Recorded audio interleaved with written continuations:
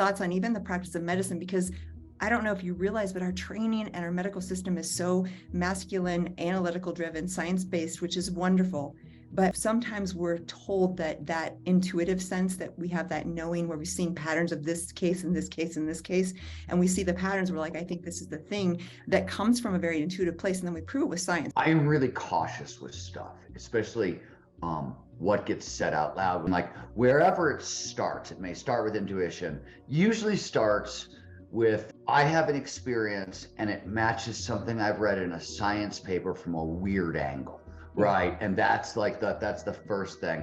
And it is what I've spent my whole career trying to put flow science on a hard science footing, and being really, really as rigorous as I possibly could be, which is not to say that a lot of it, how things come together, the pattern matching, pattern recognition, as you said, that's intuitive. And for sure, so as you mentioned at the start of the show, my wife and I run a hospice care and special needs dog sanctuary, and my new book, Gnar Country, is on peak performance aging.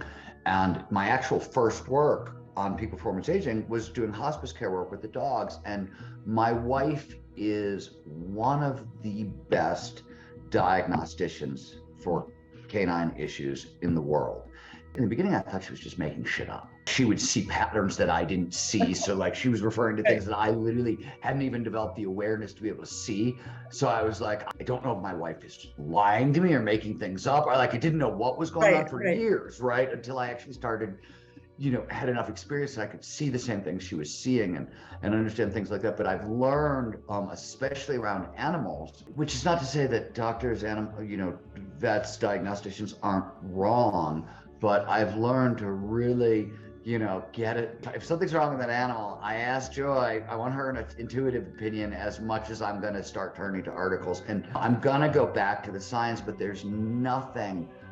It's the same thing with language, right? I see things in language that are completely invisible to most of the world. Or the same thing with being an flow science. I see things, I read flow papers and I see stuff that most everybody misses. That's expertise, right? And that's, and certainly it exists in medicine. And it's interesting. Last night did a podcast with Scott Barry Kaufman and Jordan. She's the founder of Positive Medicine, but she's a doctor. And we were talking about, she's trying to revolutionize how doctors are trained. And that's where positive medicine, the idea comes from. And she's dealing with all the obvious stuff, like the burnout and the, overworking, and the fact that, doctors have heart attacks more frequently than everybody else, and they're high in suicide and all that stuff. But it's interesting because I've done a bunch of work with surgeons, I've done a bunch of work with doctors. I was talking to her about it last night. None of the medical school training is about flow. And that's what doesn't make sense to me, because we know when norepinephrine and dopamine, which show up in flow, amplify signal to noise ratios in the brain, that you see more patterns. Now, are all those patterns going to be right? No.